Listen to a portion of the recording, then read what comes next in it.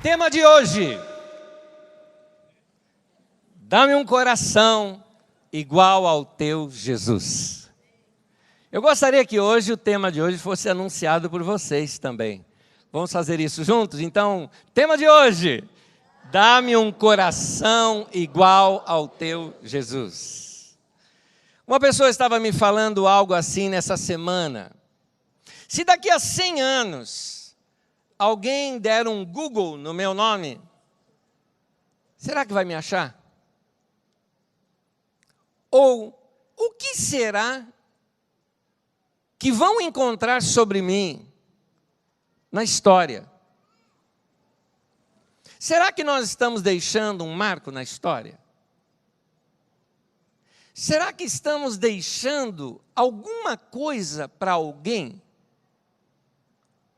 No livro de Atos dos Apóstolos, no capítulo 13, no versículo 36, diz: Davi serviu ao propósito, ao desígnio de Deus em sua geração. Deus desenhou algo para você. Deus tem um propósito para você. Deus primeiro tem a intenção, depois Ele faz. Primeiro Deus intencionou criar você, Ele olhou para a história, precisava de alguém como você, e então Ele fez você. Deus trabalha com propósitos. Deus não faz nada por acaso. Não existe acaso no dicionário de Deus. Não existe. Deus então criou você para algo. Todos nós temos algo desenhado. Fomos desenhados para ser e fazer. Há dons na minha vida e na tua vida. Há habilidades na minha vida e na tua vida que nós fomos feitos, criados para realizar isso aqui na terra. Tem livros dentro de você, tem descobertas dentro de você, tem ideias dentro de você, tem iniciativas dentro de você, tem conselhos dentro de você que será útil para alguém. Tem ministérios que eles se levantam simplesmente para levantar outra pessoa. Minha bisavó disse isso aos 92 para 93 anos de idade. Aos 92 ela disse: Deus me revelou o meu ministério, aos 92 anos de idade.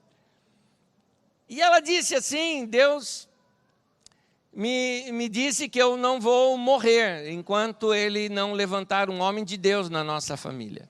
Homem de Deus é uma expressão que a gente tem para dizer pastor. E ela começou a orar sobre isso, e um dia ela me chamou e disse assim: já posso morrer, 98 anos. Deus me falou que vai ser você. Eu tinha 12 de idade, quando ela me falou isso. Na cabeça daquela criança de 12 anos, não entendia nada. Só sabia de uma coisa: aquele dia eu me senti alguém especial. Uma mulher se levantou e usou a vida dela para gerar a minha. Serei eternamente grato por isso. Todos nós temos algo pelo qual nós somos desenhados para ser e para fazer.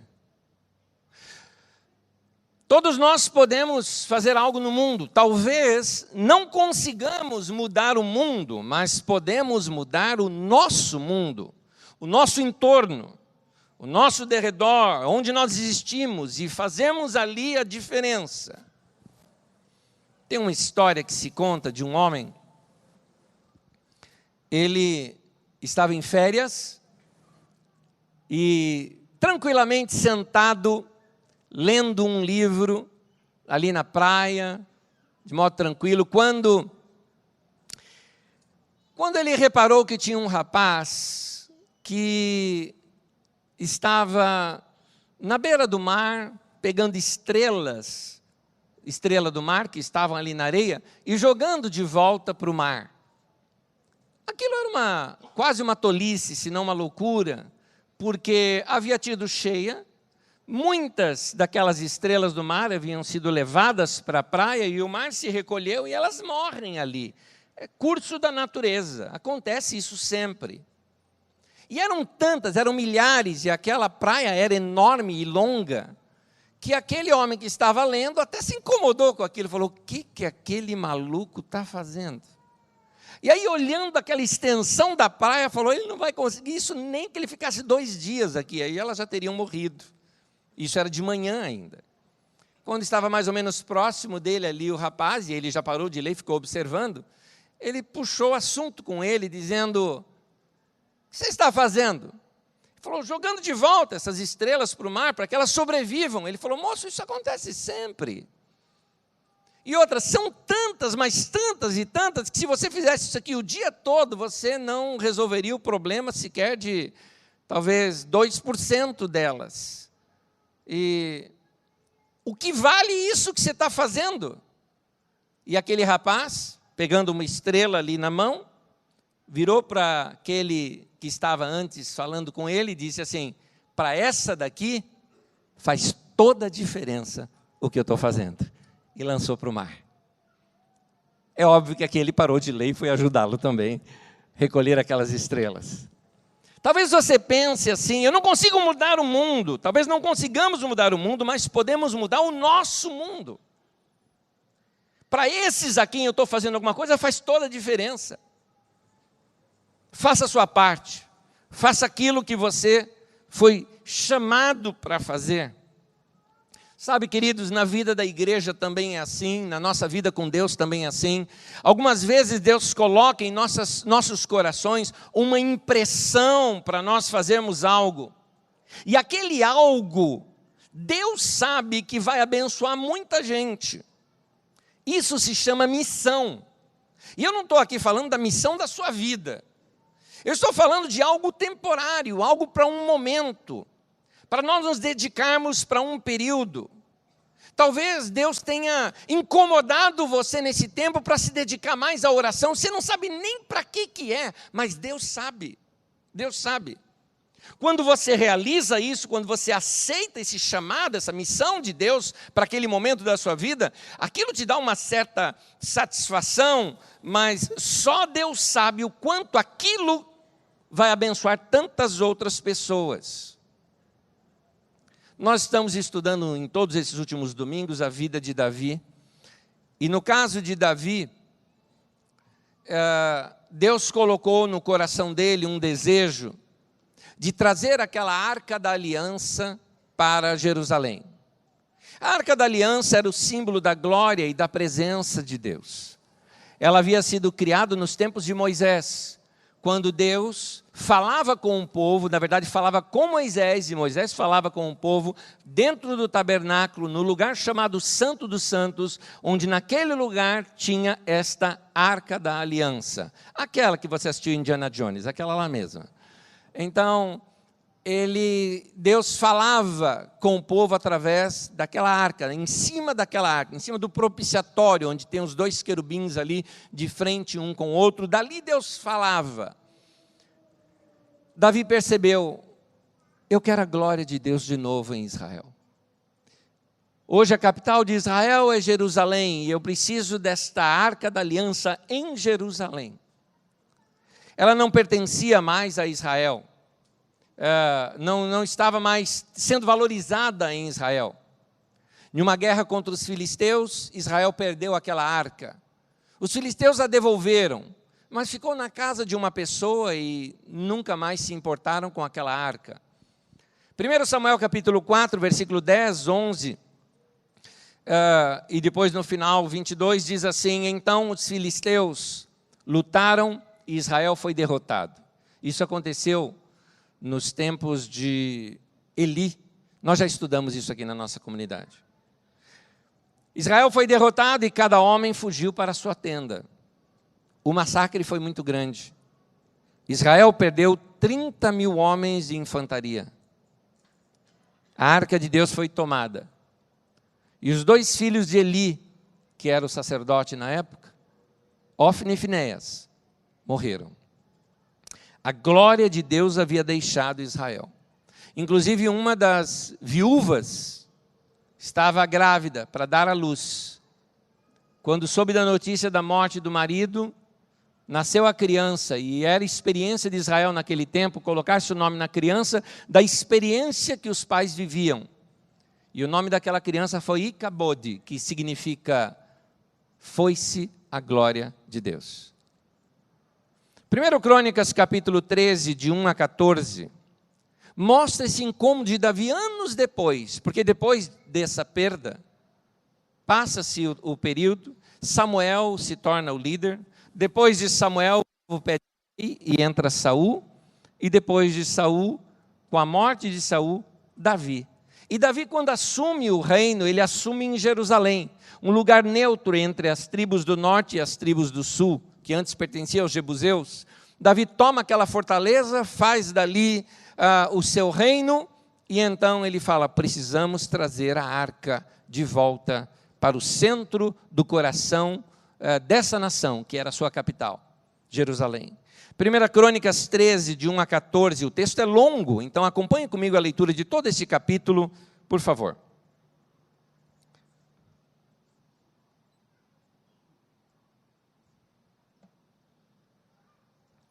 Depois de consultar todos os seus oficiais, os comandantes de 1000 e de 100, Davi disse a toda a Assembleia de Israel, se vocês estão de acordo e se esta é a vontade do Senhor, o nosso Deus, enviemos uma mensagem aos nossos irmãos em todo o território de Israel, e também aos sacerdotes e levitas, que estão com eles em suas cidades, para virem unir-se a nós. Vamos trazer de volta a arca de nosso Deus, pois não nos importamos com ela durante o reinado de Saul. O reinado de Saul durou 40 anos. Toda a Assembleia concordou, pois isso pareceu bom a todo o povo. Então Davi reuniu todos os israelitas de norte a sul para trazerem de Quiriate-Jearim a arca de Deus. Davi e todos os israelitas foram a Quiriate-Jearim para buscar a arca de Deus, o Senhor, que tem o seu trono entre os querubins, a arca sobre o qual o seu nome é invocado.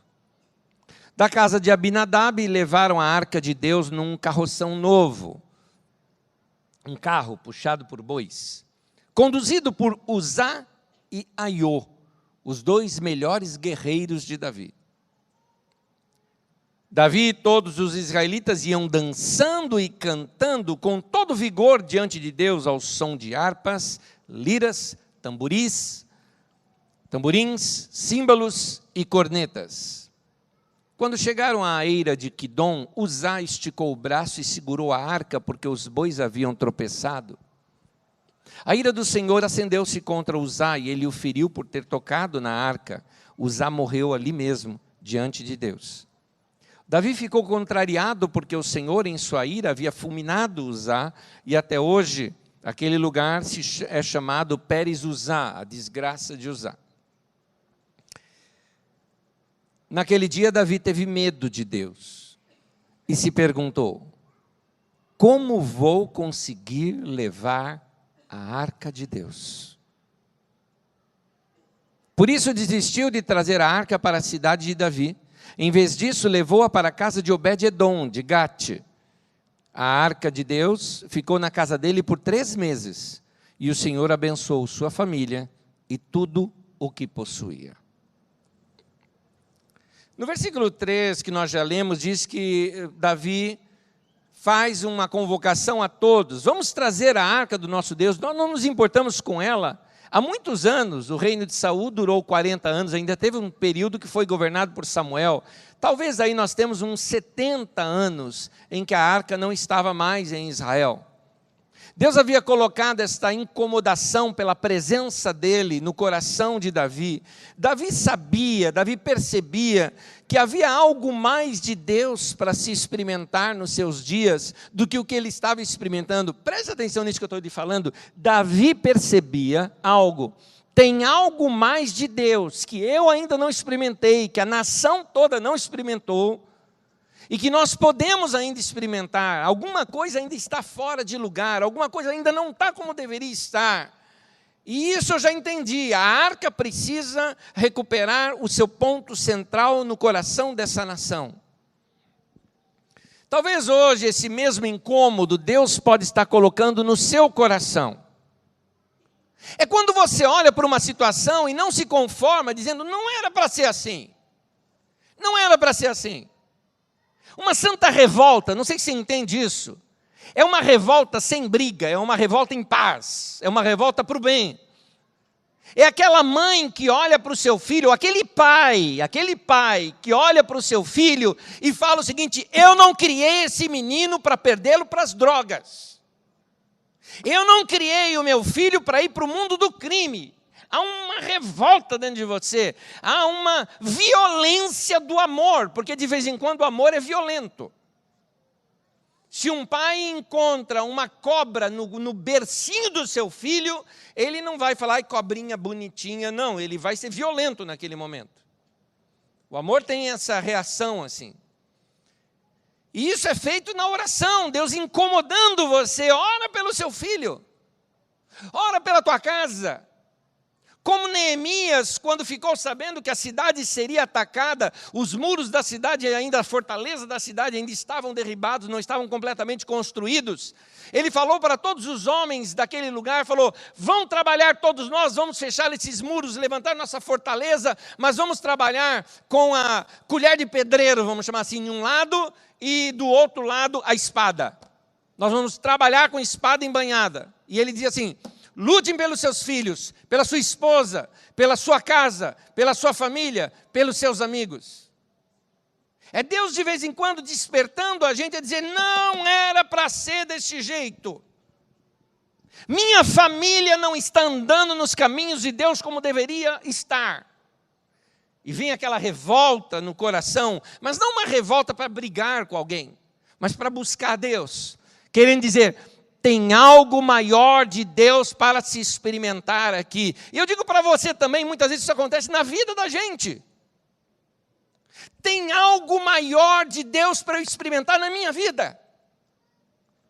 Tanta gente experimenta milagres, experimentam Deus falando com eles, tantas pessoas bem-sucedidas no seu relacionamento com Deus, felizes de que estão no centro da vontade de Deus, e você fala, minha vida não era para ser assim. Eu não imaginei minha vida ser desse jeito como está. Hoje o Espírito Santo está colocando no coração de homens e mulheres essa sede pela presença de Deus. E são esses homens e mulheres que vão ser os canais de Deus para trazer esta arca da aliança entre nós nos nossos dias. Acho que vocês entendem a simbologia que eu estou usando aqui. Tem sede no seu coração? Você saiu, você veio de casa para cá por quê? Cá entre nós, o que te faz acordar de domingo de manhã para vir para um culto? Aquele dia que a caminha te chama, fica, vem, né? E você fala, não, larga do meu pé, não te quero mais. Quero, mas não vou ficar com você. Hoje, quando o relógio despertou, eu estava muito cansado, eu quase que me agarro aqui e me jogo no chão, assim, vai, sai daí que isso não te pertence. Mas o que é que te trouxe aqui? Sede de Deus. Você quer conhecer mais a Deus na sua vida. Como dissemos domingo passado, você precisa de uma nova experiência com Deus na sua vida. Já tivemos várias, mas agora eu quero uma nova. Eu quero crescer com Deus. Lá em 1 Crônicas, no capítulo 13, do versículo 2, que nós já lemos, por isso eu não estou repetindo aqui, Davi, ele disse para toda a Assembleia de Israel, se vocês estão de acordo e essa é a vontade de Deus, vamos enviar uma mensagem para todos os nossos irmãos, em Israel inteiro, para os sacerdotes, para os levitas, para virem e se unirem a nós. É interessante, Davi uniu o povo todo num só propósito. Deus estava agora, do mesmo jeito que ele fez com Moisés, ele estava fazendo com Davi. Quando Deus levantou Moisés, e Moisés era um homem segundo o coração de Deus, um homem que amava Deus, um homem manso como nenhum outro teve sobre a terra. E Deus disse assim para Moisés, eu vou tirar do espírito que está sobre você, e vou repartir com todos esses outros homens que estão junto com você. Em outras palavras, esse mesmo coração que você tem por Deus, eu vou repartir isso com todo mundo que está junto com você. Deus estava fazendo agora através de Davi isso. Deus estava dizendo, Davi, eu coloquei em você um coração igual ao meu. E eu quero agora repartir esse coração que tem em você, Davi. Eu quero repartir este coração com todas essas pessoas com as quais você está se relacionando em Israel. Se Deus tem colocado algo assim na sua vida, Ele quer repartir com outros, Ele quer contagiar outras pessoas ao teu redor para terem esta mesma experiência que você está tendo. Uma ação de Deus sempre une o povo, não divide. Une o povo. Toda vez que Deus age, Ele traz unidade. Tudo que é divisão, briga, tudo mais, isso é do diabo, isso é do capeta. Isso sim é diabo na tua vida. Se está dividindo, está ruim. Deus traz unidade. Deus restaura a união, o relacionamento. Davi tinha uma paixão por Deus. Mas sabe, queridos, há momentos na vida da gente que não basta ter intenção boa. É isso que eu quero lhe chamar a atenção. Às vezes, com boa intenção, nós podemos fazer da maneira errada.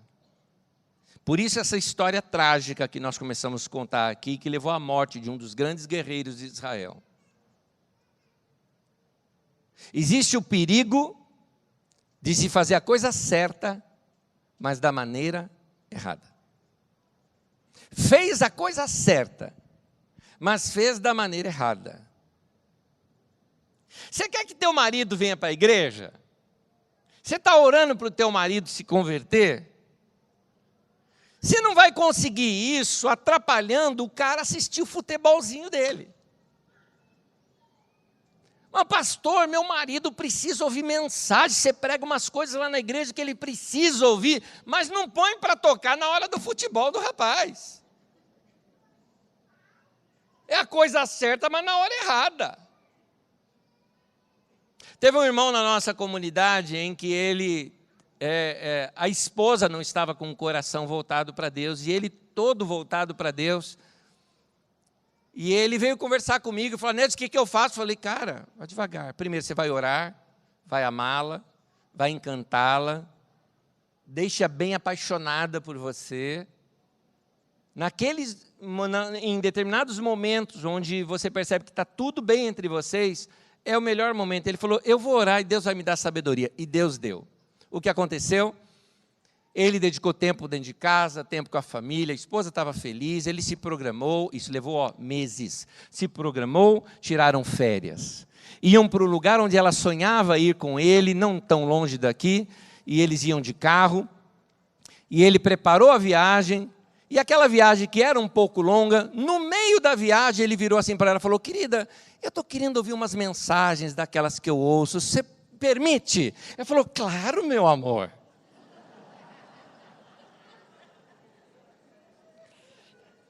Eu estou só olhando aqui para ver se você está aqui nessa manhã. Você vem no culto da noite.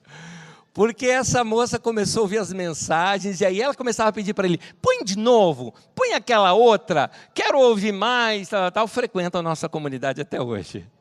Faça a coisa certa do jeito certo. Cuidado para não fazer a coisa certa do modo errado. Você está vendo alguém fazer algo errado, quer chamar a atenção da pessoa, mas começa a falar num momento inoportuno. Ou, por exemplo, você vê o seu filho fazendo algo errado e chega gritando numa tonalidade, num modo de falar inadequado. Também não dá, meu irmão. Não dá para fazer desse jeito.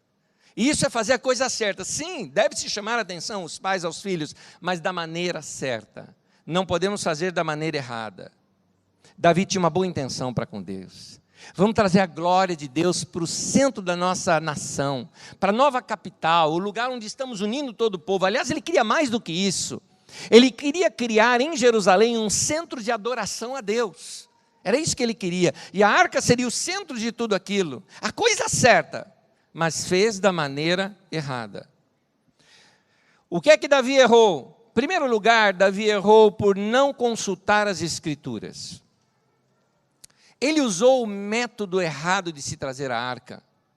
Deus havia estabelecido: a arca tem que ser levada da seguinte maneira: é colocado alguns varais nela, e ela é trazida sobre os ombros dos levitas. Somente os levitas podem carregar esta arca. Mas Davi quis ser moderno. Davi quis ser moderno e o que ele fez? Ele utilizou o método dos filisteus. Colocou num carro novo, carro de boi, era algo moderno para aquele tempo, preparou tudo aquilo. Ao invés de levitas, ele colocou guerreiros, homens fortes. A arca não vai ser trazida a nós pelo método dos filisteus. Essa é a lição que a Bíblia nos dá. Há muitas pessoas que hoje estão fazendo a obra de Deus, mas não estão escutando a Deus da maneira como Ele quer que a obra seja feita. Há muita gente com muita boa intenção, até fazendo a coisa certa, igreja, pregando o evangelho, mas às vezes da maneira errada. Que isso, como igreja aqui, nos leve a orar e a buscar a maneira na qual o Senhor quer que nós façamos. Amém, queridos? Mas uma coisa, Davi errou na escolha das pessoas. Uzá, um dos escolhidos, era também alguém muito bem intencionado, mas era irreverente, desrespeitou princípios das Escrituras Sagradas, irreverente no mau sentido da palavra.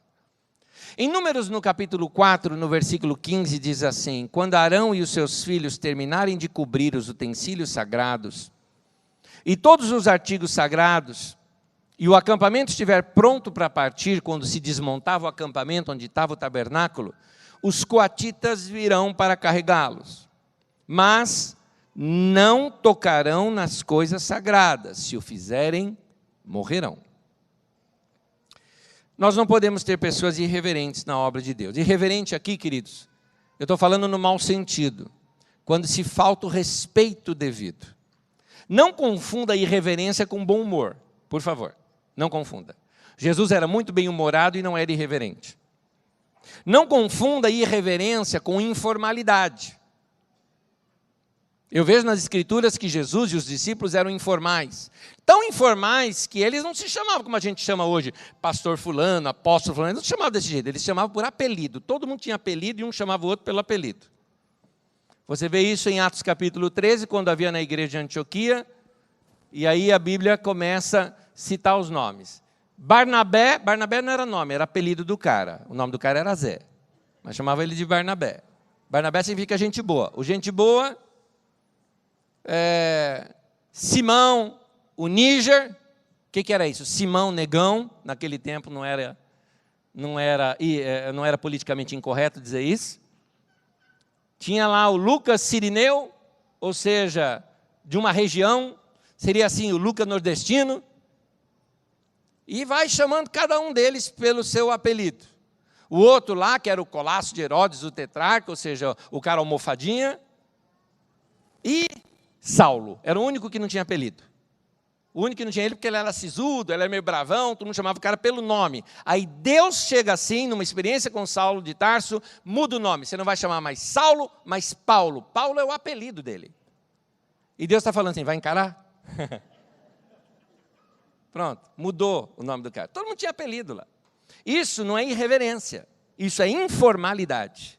É assim que você chama. Você tem seus irmãos em casa, você chama pelo nome, pelo apelido. É dessa maneira. A irreverência é falta de respeito. Isso é irreverência. Uzá morreu. Quando nós erramos, isso gera morte. Eu não estou falando de morte física agora. Quando fazemos a coisa certa, mas da maneira errada, não produzimos vida. Mas ao contrário, fica aquele ambiente de morte, sem vida, quando nós fazemos uma coisa na forçada. Quando você notar que existe morte, entenda-se, frieza espiritual, pode ser na obra de Deus até mesmo, é porque ainda que seja um povo bem intencionado, estão fazendo as coisas certas, mas da maneira errada.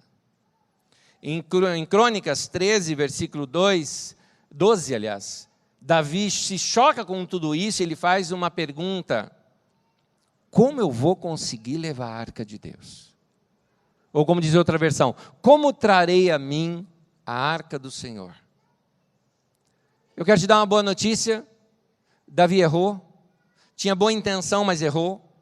Por errar, gerou problemas, Mas Deus sempre nos dá uma nova chance. Amém? Fala comigo. Deus sempre nos dá uma nova chance. Deus deu esta nova chance para Davi. Por quê? Porque ele viu o coração de Davi. Davi estava tentando, fez da maneira errada. Davi, vamos fazer da maneira certa agora. E veja, assim, Deus dá uma nova chance, mas também assim, vê se faz certo dessa vez. E no capítulo 15 narra, leia comigo aqui o texto, por favor. 1 Crônicas 15, de 1 a 3, diz assim: Depois que Davi tinha construído um palácio para si na cidade de Davi, ele preparou um lugar para a arca de Deus e armou uma tenda para ela. Então disse Davi: somente os levitas poderão carregar a arca de Deus. Aprendeu, camarada, lá, foi lá consultar as escrituras. Pois para isso o Senhor os escolheu, para ficarem sempre a seu serviço. Davi reuniu todo Israel em Jerusalém, para trazer a arca do Senhor para o lugar que ele havia preparado. Agora Davi sabia como trazer a arca. Davi, ele preparou um lugar para a arca. Se você quer a presença de Deus e a glória de Deus na sua vida, então prepare um lugar. Há muitos irmãos cujas vidas não estão preparadas para conter a glória de Deus. Até são abençoados nos cultos, vem aqui nas nossas reuniões e fala: puxa, é uma maravilha, sentir algo gostoso. Mas não se prepara para experimentar algo mais de Deus. Eu me refiro a preparar a sua vida com oração. Preparar o seu coração ao longo da semana com leitura das Escrituras. Ter prazer na adoração. Ter um coração voltado para Deus. Quantas vezes você orou nessa semana? Quantos cânticos Deus ouviu dos seus lábios nessa semana, sem contar o domingo aqui no culto? Quantas vezes você se interessou, como agora Davi estava fazendo, certo? Em ir nas Escrituras e consultar como trazer a arca de Deus para a sua vida, ou seja, os princípios de Deus para a sua vida. Eu me lembro, eu tinha 19 anos de idade, eu era pastor auxiliar numa igreja, um dos pastores, que hoje é pastor na Bíblica da Paz, pastor Edson Rebustini, um dos nossos pastores ali, era ele, e ele trouxe um estudo para a gente sobre educação de filhos. Eu era solteiro, não tinha namorada, nem namorada eu tinha ainda, mas eu prestei atenção naquela mensagem. Ele mostrou o valor da família e como se educam os filhos nos caminhos do Senhor. Eu anotei tudo, tem as anotações minhas até hoje, os textos bíblicos anotados. Alguns deles decorados. Fiz a minha própria Bíblia de estudo, pintando com a cor certa cada um daqueles versículos, ainda escrevendo do lado as referências dos outros que ele falou naquela mensagem.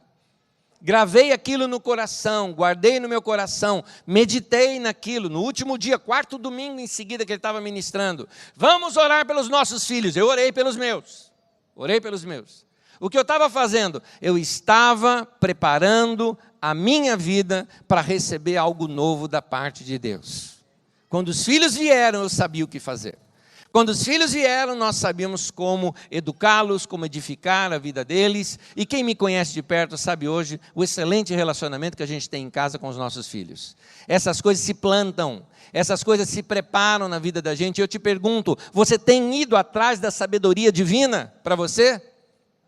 A Bíblia é cheia de textos que nos mostra para cada área da nossa vida. Quer saber como organizar a vida financeira? Pega só o livro de Provérbios e vê quantos textos tem que te ensinam sobre esta área na sua vida. Quer saber como é que se relaciona bem com a sua família, com seus pais, com seus filhos, com seu marido, com sua esposa? Vai ver na Bíblia Sagrada quanta orientação não tem sobre isso na sua vida. A Bíblia nos ensina coisas sobre dia a dia, sobre criatividade, sobre oração, sobre vida com Deus, sobre organização pessoal, administração do nosso tempo. A Bíblia é rica de ensinos da palavra de Deus. Quer crescer, meu irmão? Vai ler a Bíblia Sagrada. Aliás, eu sempre te dou essa dica, vai ler Provérbios, que é cheio de sabedoria. Eu tenho uma série toda sobre Provérbios aqui para ensinar para vocês, ao longo do ano ainda nós vamos ensinar. Minha pergunta para você: Você tem preparado o seu coração para receber algo mais de Deus na sua vida? Eu já te perguntei, quantas vezes você cantou para Ele nessa semana? Você ouviu aqui no meio do culto, nós falando para você naquele tempo de adoração, estamos ali falando, Gernando falou aqui para nós também aquilo, Deus habita no meio dos nossos louvores. Quando cantamos, Deus age. Faz isso durante a semana, meu querido. Passa a semana inteira num perrengue, aí chega no domingo, aleluia, Deus agiu. Oh, mas Deus age na segunda, na terça, na quarta, é só você cantar. Tua avó não dizia, quem canta seus males espanta? Tua avó não falava isso para você? A minha falava. Agora a gente aperfeiçoa, a gente percebe melhor. Quem canta para Deus experimenta algo tremendo da parte de Deus. Alguém chega assim para mim às vezes e fala, Neto, por que você não fala tanto sobre o diabo? Porque ele para mim é nada, ele é um Zé Ninguém, ele foi derrotado lá na cruz, é o que a Bíblia nos ensina sobre ele, e eu não quero perder tempo falando dele na minha vida, ele não tem espaço na minha vida, eu quero falar como Jesus, quando ele disse assim, vem aí o príncipe desse mundo, Jesus disse assim, e ele nada tem em mim. Tua vida tem que ser assim, meu irmão, deixa o diabo para lá, vai servir a Deus, vai cantar para Deus. Nas 2 vezes que Davi se empenhou para trazer a arca, a primeira que deu errado, mas na segunda ele ainda aumentou isso. Sabe o que Davi fez? Ele colocou músicos, cantores, danças ao redor. Diz até mesmo que as pessoas estavam tocando instrumentos que Davi fizera para aquela ocasião. Davi inventou instrumento novo só para aquela ocasião de trazer a arca de Deus. Davi fez música nova somente para aquele momento da arca de Deus. E quando a arca chegou em Jerusalém, ele fez uma grande tenda em Jerusalém, onde a arca ficaria no meio e todo o povo de Israel poderia passar ali em procissão e ver aquela arca e fazer orações diante de Deus antes de voltarem para suas casas, e 24 horas por dia, em turnos, aqueles levitas tinham que cantar e adorar a Deus, dizendo que o Senhor é bom e a sua misericórdia dura para sempre. 24 horas por dia de adoração. Davi sabia que Deus gostava disso. E interessante, em nenhum momento da história antes de Davi tem qualquer menção a isso. Não tem um texto bíblico antes do período de Davi que fala que Deus gostava de música, que isso é gostoso, que Deus... Nenhum. Davi conhecia o coração de Deus. É por isso que a Bíblia fala que era um homem segundo o coração de Deus. Hoje é dia da gente chegar para Deus e falar, Deus, eu quero ter um coração assim. Um coração assim. Quem quer trazer a arca? Quem quiser precisa se tornar uma pessoa apaixonada por Deus. Eu comecei essa mensagem dizendo o seguinte, daqui a 100 anos, alguém dá um Google na tua vida, sobre o teu nome, tua história, o que vai encontrar? Vou sair do campo da informática e vamos trazer para campos bem pessoais. 10 anos, 20 anos depois da sua morte, alguém procura os seus filhos, ou aqueles que te conheceram ainda em vida e estão vivos, e perguntasse, o que você se lembra dele? O que você se lembra dela? Uma das coisas que eu amaria que alguém dissesse da minha vida depois de partir, é que dissesse assim, ele tinha um coração totalmente voltado e apaixonado por Deus. Eu quero que meus filhos vejam isso em mim. Eu quero que as pessoas que convivam comigo percebam isso, que eu amo a Deus de todo o meu coração, de toda a minha alma, com todo o meu entendimento e com todas as minhas forças, e é isso que eu quero da tua vida aqui também. Um dia a gente tem que decidir ser assim. Isso é decisão. Eu decidi amar a Deus, eu decidi servir a Deus. Eu não estou falando de fanático religioso, não. Estou falando de estilo de vida. Quando você traz Deus para dentro da sua vida, nós precisamos preparar esse ambiente da arca, para trazer a arca de Deus para a nossa vida, para os nossos cultos aqui mesmo. Eu venho para essas reuniões com expectativa. Essas reuniões que são geradas em oração. Eu espero que você se una com a gente orando também, buscando a Deus. com adoração, com paixão por Deus. Dentro da tua casa, dentro da tua vida. Leva Deus para dentro da tua empresa. Ore todos os dias. Busque a Deus de coração. Você vai ver a diferença que vai fazer na tua vida quando você fizer isso. Amém? Eu tenho mais coisas para falar com você, mas eu peço que você fique em pé comigo, por favor. Em 1 Crônicas 15, versículo 2, diz assim: somente os levitas poderão carregar a arca de Deus.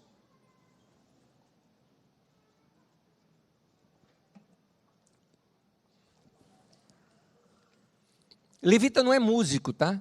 Tem gente que pensa, os levitas são... Não é. São todas as pessoas que são dedicadas à obra de Deus. Todas. Tem algumas características dos levitas que eu quero que tenha na minha vida e na tua. Em primeiro lugar, eles eram consagrados. Para você ter uma ideia, os levitas, eles não podiam comer qualquer tipo de carne. Tinha algumas coisas simbólicas do Antigo Testamento. Por exemplo, só podia comer carne de animal que tinha pata fendida. Eu queria entender o porquê isso. É que o animal com pata fendida, ele não come qualquer coisa, ele separa o alimento que ele vai comer. Isso é um símbolo para nós também. Se você quer experimentar esta glória de Deus na sua vida, quer trazer a arca para dentro da tua casa, da tua vida, você precisa separar bem o alimento com o qual você alimenta a sua mente e o seu coração. Aquilo que você lê, aquilo que você ouve, aquilo que você fala, tudo isso tem que ser revisto. Paulo, apóstolo, diz assim: todas as coisas me são lícitas, mas nem todas me convêm. Tem algumas coisas que não vão fazer bem para a minha alma. Às vezes você está numa rodinha, o pessoal está assim, descendo pau em alguém, fofocando pra caramba, com muita gentileza, educação. Não estou ensinando você a ser mal educado, mas com um sorriso no rosto, dá um abraço, assim, eu vou ali no outro lugar agora, pronto, deixa lá. A Bíblia diz, não se assente na roda dos escarnecedores. Tudo me é lícito, mas nem tudo me convém. São meus amigos, mas o papo não está para mim ali. Não faz bem para a minha alma aquelas coisas. Algumas coisas a gente deixa de lado, a gente passa. Segunda coisa sobre os levitas, eles eram servos. Gente que se dispunha a servir. Deus faz muita coisa através de pessoas voluntárias a servir. Deus pode usar a sua vida. Eu convido você a todos os dias pela manhã buscar o Senhor, encher o teu coração com a palavra de Deus, se preparar com canções, vai para o teu trabalho, mas vai assim: quem eu vou servir hoje? Quem é que Deus vai colocar na minha vida hoje e que eu vou abençoar? Atos 13, 22. Encontrei a Davi, filho de Jessé, homem segundo o meu coração. Ele fará toda a minha vontade. Davi foi um homem segundo o coração de Deus, porque ele se dedicava à oração. Ele mesmo fala no Salmo, se não me engano é o Salmo de número 5, pela manhã o Senhor vai ouvir a minha voz. Levanto cedo, oro e aguardo com expectativa. Levitas são assim. Gente que adora a Deus, que ora. Gente segundo o coração de Deus. Levitas eram pessoas apaixonadas por Deus. Nós não vamos usar esse termo aqui na nossa comunidade, os levitas. É um termo do Antigo Testamento, cabe bem àquele povo. Mas eu gostaria de usar um outro termo com vocês. Pessoas apaixonadas por Deus. De onde você tirou isso? Do primeiro grande mandamento. Amarás o Senhor teu Deus de todo o seu coração. Quem ama todo o coração? Apaixonados. Com toda a tua alma, ou seja, minha mente, vontade e emoções. Com todo o seu entendimento, eu sei o que eu estou fazendo. E com todas as suas forças, eu vou mesmo. Não importa. Com sono ou sem sono, eu vou orar. Eu ponho o meu corpo em escravidão. Eu subjugo o meu corpo para que eu não seja desqualificado, disse Paulo. Eu não vou deixar meu corpo mandar em mim. A preguiça não manda em mim. Eu sinto, claro que eu sinto. Você não sente preguiça? Sinto, de vez em quando eu curto, no meu dia de folga.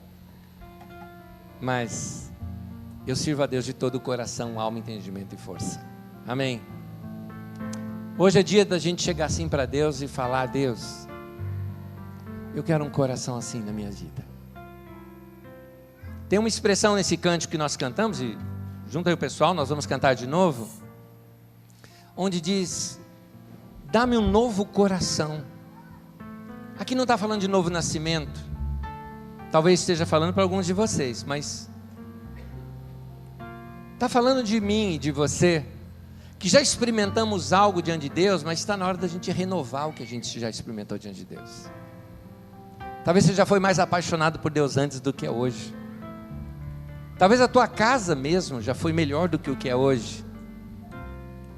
É tempo da gente pedir isso para Deus, renovação na nossa vida. Dá-me um novo coração. Amém? Eu queria que você nesse momento fechasse os seus olhos nesse instante. E eu queria aqui perguntar se alguns de vocês que estão aqui hoje nunca pediram para Jesus para entrar no seu coração e governar a sua vida. Eu te convido a você fazer isso hoje. Hoje é o dia de você chegar para Deus e falar: Deus, eu quero um coração novo diante do Senhor. Talvez alguns de vocês que entraram aqui hoje nunca chegaram assim e falaram: eu quero que Deus, assim como a Arca da Aliança ia ser agora o centro daquela nação, eu quero agora que Deus, a presença de Deus, seja o centro da minha vida. Que Jesus seja o meu dono, o meu Senhor. Eu quero andar nos caminhos de Deus a partir de agora. Meu irmão, meu querido, você que entrou aqui hoje, é a sua chance de você falar assim: eu quero Deus governando a minha vida. Você fala: não, eu quero que seja a minha casa toda. Tá, mas Ele vai começar da tua vida primeiro. Deus vai entrar primeiro na tua vida, revolucionar a tua vida, e através da tua vida vai abençoar toda a tua família também. Se você nunca decidiu isso, se você quer decidir isso hoje na tua vida, eu quero te abençoar. Faça apenas um sinal com tua mão e eu te abençoo, em nome de Jesus. Seja abençoado, minha querida. Você também, seja abençoado. Você levanta a mão e olha para mim, eu quero te abençoar. Seja abençoado. Todos vocês aqui, seja abençoado. Você também, lá atrás também. Bem-vindo, bem-vindo ao reino de Deus. Deus abençoe, Deus abençoe, Deus abençoe. Você também, lá também. Deus abençoe. Lá no fundo, Deus abençoe. Decisão sua. Deus abençoe, lá também, Deus abençoe, Deus te abençoe, Deus te abençoe, Deus te abençoe, meu querido, Deus abençoe você, Deus abençoe, Deus te abençoe, em nome de Jesus, bênção na tua vida, você também, lá atrás, lá, você, que o Senhor abençoe, cada mão aqui levantada, vocês todos aqui, lá no fundo também, cada um de vocês, que o Senhor abençoe você, que o Senhor te abençoe, Deus abençoe a família de vocês, a casa de vocês, o lar de vocês, Deus abençoe, em nome de Jesus, lá na ponta, Deus abençoe vocês, bênção sobre você, em nome de Jesus. Igreja, vamos alegrar com esses irmãos e irmãs, bem-vindos,